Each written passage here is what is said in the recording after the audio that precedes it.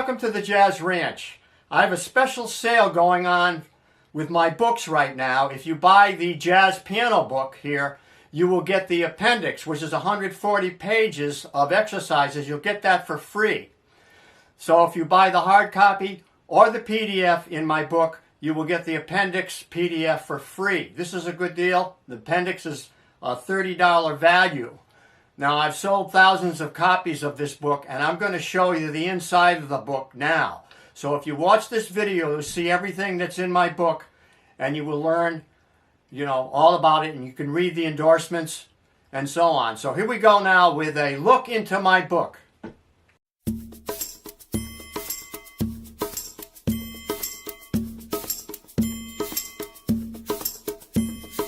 Okay, I'm going to take you through my book. I'm going to go rapidly because I want to get through this without taking up too much space. But if you want to slow it down, you can hit the space bar to stop it, and you can reverse it using the arrow. So here's volume 1, and at the beginning you have the introduction, and you have about the author, and then you have the table of contents, all the details here. Now I'm going to touch on specific details. There'll be meter readings for these, so you can find these particular subject matter very quickly using the meters. Now, start out, this is beginner level, so I'm starting out with the simplest thing. This chromatic scale you learn first. Now, I apply it to tunes right away, so you can see how the chromatic scale is working within tunes that you know, well-known songs. Then you get the major scale, how the major scale is applied to songs, and catchy phrases. So right away, it's practical. Now you get right into the cycle of fifths. Important concept to understand music theory, how harmony works and so on, and chord progressions. You get all your scales here, major and minor scales here, intervals. Now we're into intervals, and you're going to have examples and a little quiz here now. You're going to have a fun thing to do with intervals in which I'm going to use every interval as a starting point of a specific song. And you're going to have to guess the song, and later you get the answer. But it's a good way to learn intervals and what they sound like to your ear. Now, we're going to apply the intervals and create chords. So the first thing is triads, 3-note chords, root, third, fifth. Major triad, minor triad, augmented, and diminished. You're going to learn the 4 types of triads that we use most often, and also how to apply them to a scale so they become practical. You can use them in tunes. Now, I get into tetrachords. This is a good way to understand how the tonic, the dominant, and the subdominant within the scale, how those 3 chords work throughout the whole system of scales and keys. I didn't learn this in college, but it's an important theory concept to learn, the tetrachords. Now I get into chord progressions. You get your first tune to play. Very simple tune, 2-5-1 chord progressions. You get into inversions of chords. Now I'll skip over to get into altered triads now, and a couple examples of more tunes to learn to play. And then you get into right hand chords, putting the chord into the right hand. Now the next one is, we get into chapter 6, we're into minor scales. So we have the natural minor, harmonic minor, the melodic minor, and so on. And you have tunes which apply these particular scales. Specific songs to learn that are practical. Here's various techniques you can use in your left hand. And then here's tenths. You can use tenths and broken tenths on a specific tune. Now in chapter 7, you're going to get into jazz harmony. So now we're getting into more advanced beginner levels and beginner intermediate. So you're going to be playing 4-note chords and 7th chords. And the types of chords, and you're going to learn chord symbols. So you're going to learn to play with lead sheets. Now, applying the scale tone 7s to the scale tone chords, 7th chords, to a scale, you get the scale tone 7s like this. And you get what their qualities are. So here you have them, all laid out for you, all 12 of them. All 12 scales and the 7th chords, the scale tone 7s connected with each key. And now you have the inversions of the 7th chords. More on the cycle of fifths. Now we're going to get into, next is going to be secondary dominants. Now this is altering any of the chords in the system of the scale tone 7ths to a dominant form. And this allows you to move to different parts, the different chords within the system. So I'm showing you an example of that on a tune just in time, and I show you more examples on other tunes. Now this chapter 11 is really interesting. I harmonized in every possible way I could for jazz and blues, starting with simple just thirds and fifths, then two-note harmony spread between the two hands to create tenths, and then three-note harmony to create triads between the two hands, and then more three-note harmony, various combinations, then adding sevenths to your three-note harmony. Now four-note harmony and adding sevenths, creating seventh chords in various combinations of spread voicing. So I've never seen this in a book, this breakdown. It's very good. Harmonizing in thirds and sixths. You get a couple of tunes to play, more tunes to play. Now, jazz rhythm and phrasing. This is to learn how to phrase in a jazz in a syncopated manner, rather than just taking a melody straight like that. Now we syncopate it using jazz rhythm and jazz phrasing. Or it could be, in other words, a variety of different ways, and it shows you how swing eights work, and then you get an arrangement with it all written out for you, and another arrangement using swing eights. Now you get the blues progression in chapter 13. Explains it in theory, how you can change a regular diatonic melody into a blues melody by lowering the seventh and the third and the fifth. And now you have a blues to play. Here's a blues tune that I composed that you can play. Now in chapter 14 you're in a stride piano. Shows you the rules or principles of stride piano. Then you get a simple stride tune to play. Another simple well-known tune played in a stride style. It's easy to play. And then you want to check out my stride exercises on my YouTube channel.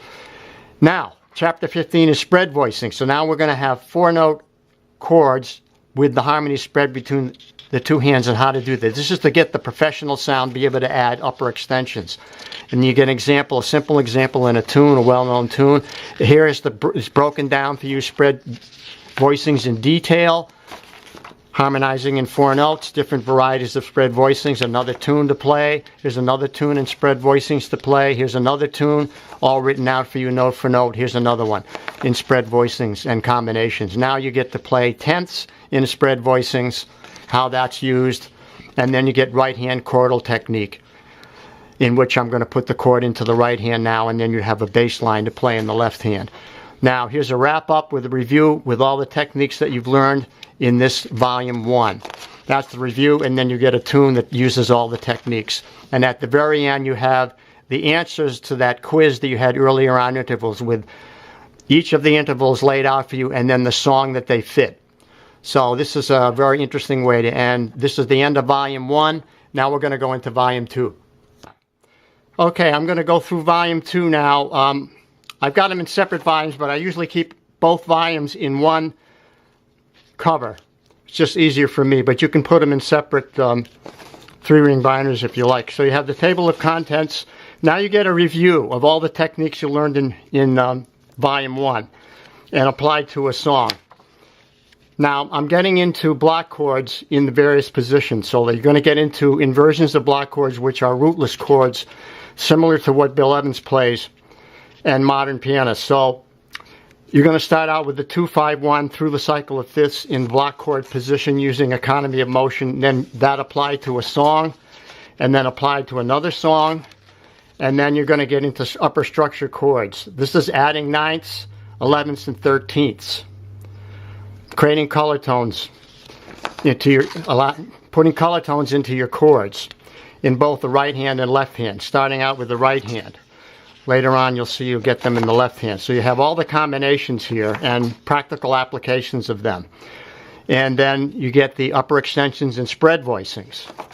And then you get a tune to play using these principles. And you get another tune to play using these principles. Now we're going to get into right hand chord techniques and using color tones in the right hand, adding the ninths in the right hand, the 11ths and 13ths. Now chapter 18 is bass lines. So you're going to get 2-beat bass lines, and then you're going to get a 4-beat bass line applied to a simple tune, 2-beat bass line. Here's a 2-beat bass line applied to a well-known tune. Now you get the principles of bass line for walking the bass, 4-beat. The stepwise, the chromatic, the octaves and fifths, the double notes, and then the interval skips and then you have something to play using walking bass line. You have another tune, a standard tune to play using a walking bass line written out for you. And here's another arrangement of mine using a bass line and chords in the right hand. Now you have an example of a Latin bass line with a melody in your right hand, voiced with chords.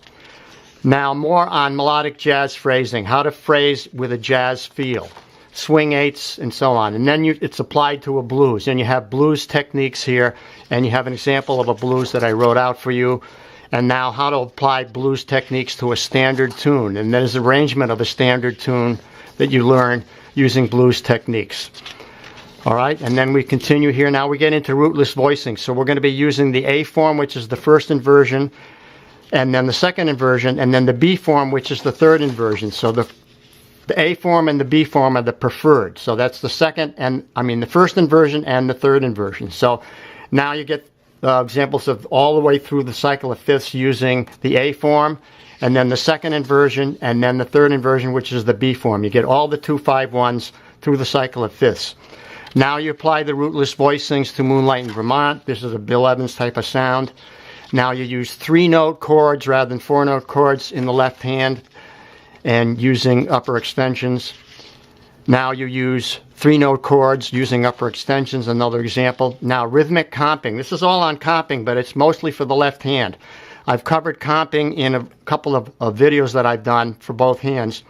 This one is showing you the principles of comping and in the left hand applied to a standard tune. Now we're into jazz improvisation and the major modes. Application of the major modes and how they're applied to improvisation, and taking you through simple improvisation stepwise.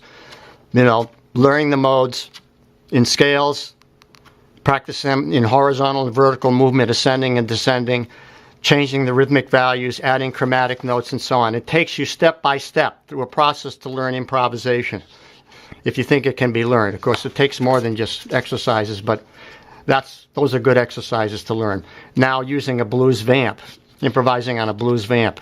So now you have an example of how to improvise on a blues using the principles that I talked about.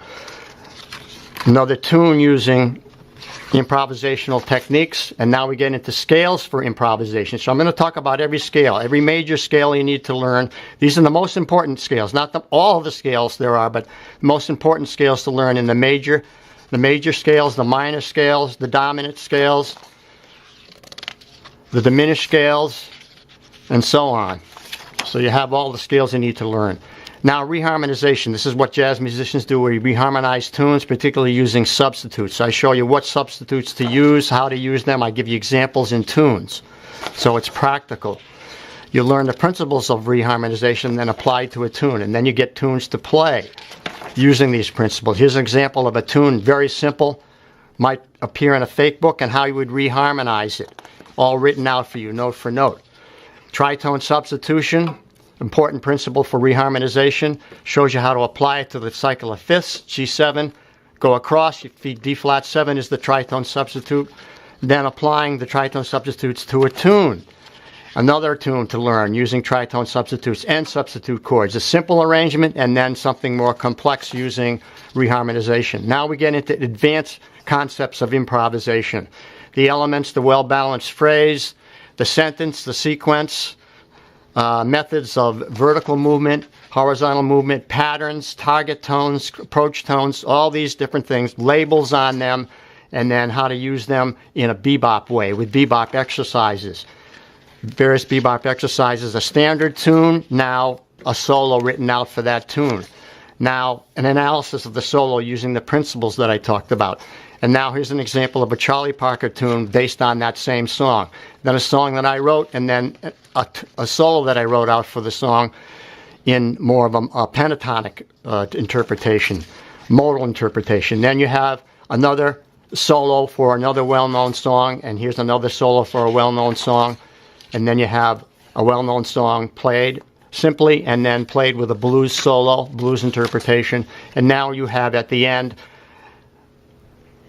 everything that you've learned so far, put it all into one song. And that wraps it up. So you know what it's like to print from a conventional music book, right? You got to pull the printer out Open it up. Then you got to take the book. You got to find the page. You got to lay the whole book down in there. Try to get it lined up properly. Make sure that no light is going to leak in. And then you print. Now let's see what the result is. So here's the result. It's not lined up properly. You got leakage here. You got leakage here.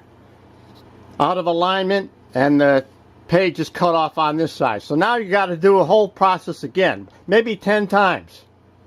Wasted all that time, energy, and paper. You won't have that problem with this book. It's in a 3-ring binder. So you can easily just open it up, hit the snap, take the page out that you want to copy, put it in the printer, easy to line up, hit copy, and you're ready to go. And the result is it comes out perfect every time. Signing off from the Jazz Ranch. Thanks so much for watching. And please consider buying my book to get the appendix for free. All you have to do is write to my email address and I will send the appendix to you free. So until next time, I'll say swing loose and we'll see you. Bye-bye. Take care.